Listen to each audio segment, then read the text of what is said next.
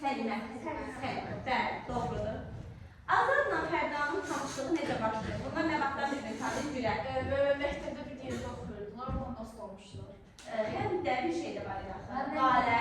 Onlar bir yerdə yaşayırlar. Bəli, bir həyətdə. Anasının oğlandan bir həyətdə yaşayırlar. Bir həyətdə kirayə qalırlar. Yaxşı. Uşaqlar, Azadın ləqəbi məktəbdə nə idi? Zeynəb? Bəli. Əl qaldıranlar nəzərində də olsun, rahmet olun. Sükuti, bəli. Nəyə görə Azada sükuti deyirdilər? Bir dəqiqə, nəyə görə Azada sükuti deyirdilər? Hüseyin, bir dəqiqə. Aha, çox səssiz olduğuna görə. İndi nəyə görə Azad səssiz idi? Çox səssiz idi. Bir dəqiqə.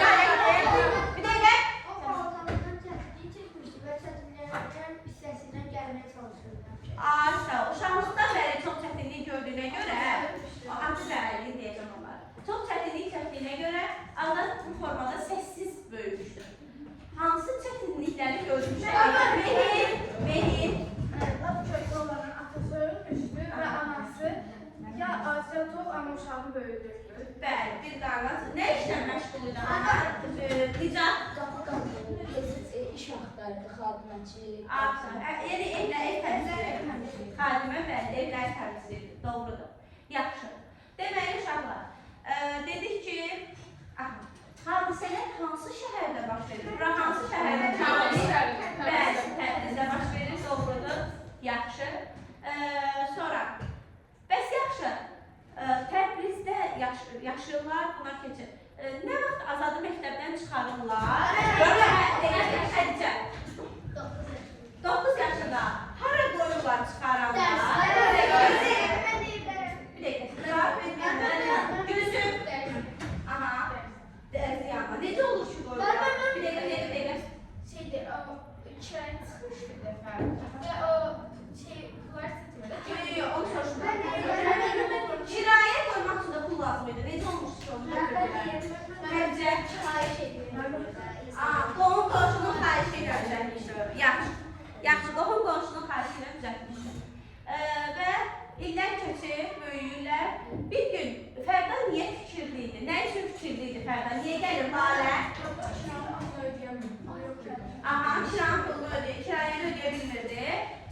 Bəs niyə işləmirdi? Bəli, iş yox muydu falan belə. Gəzə-gəzə fikirli hara gəlib çıxarır. Bir dəqiqə, kim cavab verir? Nihat. Dərsə yanına gəlir, Azadı görür. Aha. Gəlib nə danışır Azadı? O necə dərsə verir Gülər? Mənə Azada öz dəftərini danışmağa başladı. Azada öz ilə şalvar tikirdi, ona fikir verirdi. Yəni, Aha, fikir vermir. Aha. Bəs yaxşı. Fərda, onun bu hərəkətinə necə reaksiya verir? Cəmaləddin.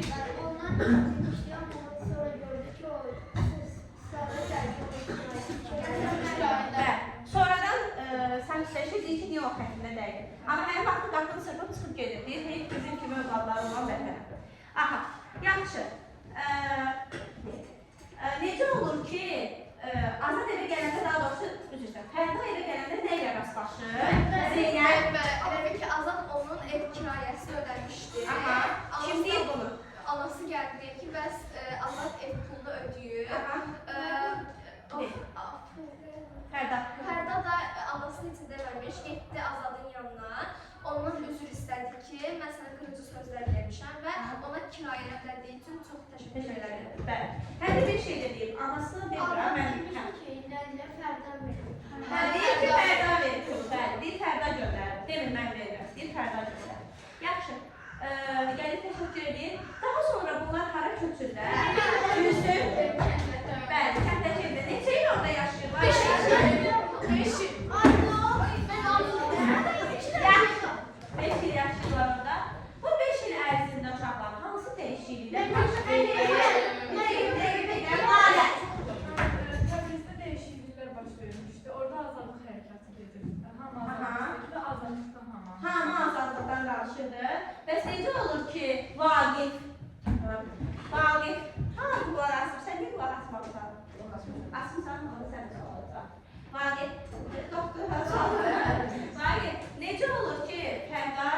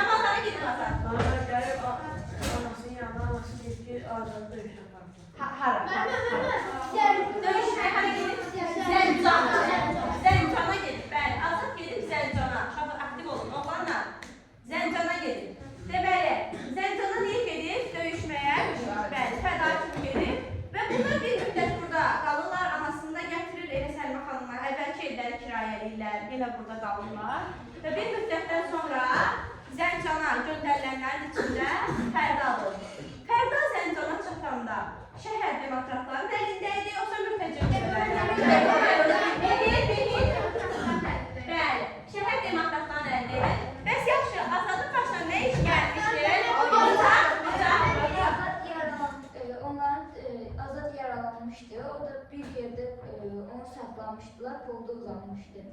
Aha. Kənd evlərinin birində polda uzanmış. Düzdür. Yaxşı. Və bundan sonra görəcəksən. Sağ ol. Sonradan gəlib ona görə. Yaxşı. Deməli, danışdıqca. Burada yaxşı, Azadın vəsiyyəti nə olur? Azadın vəsiyyətini belə deyəcək.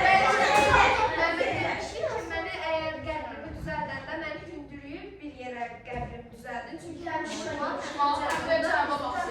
Aha. bir də demişdi ki,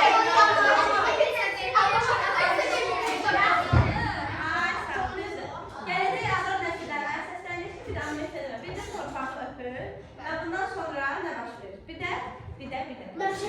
Hə? Deyimdə sorulur. Yox, bir dəqiqə. Hə, Məqalərdə oradakı əsgərlər deyir ki, silahınızı sınavınıza qoyun. Silahı sənədə qoyun və